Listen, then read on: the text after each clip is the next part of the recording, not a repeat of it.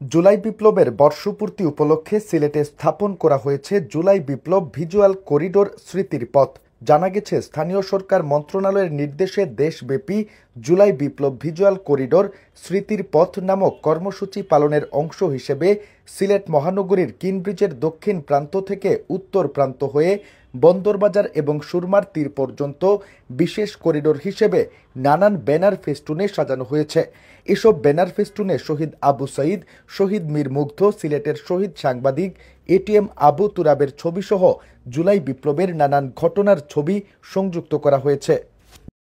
আমরা আমাদের জীবনের শেষ দিন পর্যন্ত চেষ্টা করে যাব এই বিপ্লবের আকাঙ্ক্ষা যেন এই দেশে সফল হয়।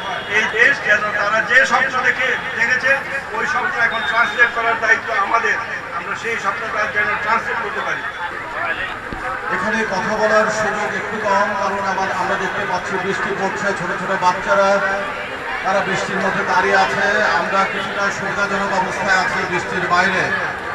জুলাই যোদ্ধা অথবা যারা এখনো বেঁচে আছে আহত যোদ্ধা, তাদেরকে যথাযথ রাষ্ট্রীয় সম্মান প্রদানের পাশাপাশি তাদের স্মৃতিকে ধারণ করা এবং তাদের পরিবারের পাশে দাঁড়ানো থেকে শুরু করে যে চেতনার উপর দাঁড়িয়ে আজকে ফ্যাসিবাদ উৎপাটিত হয়েছে সেই চেতনাকে সমৃদ্ধ করা, সেই চেতনাকে সম্প্রসারণ করা, বাংলাদেশকে চিরকালের জন্য ফ্যাসিবাদ মুক্ত করা।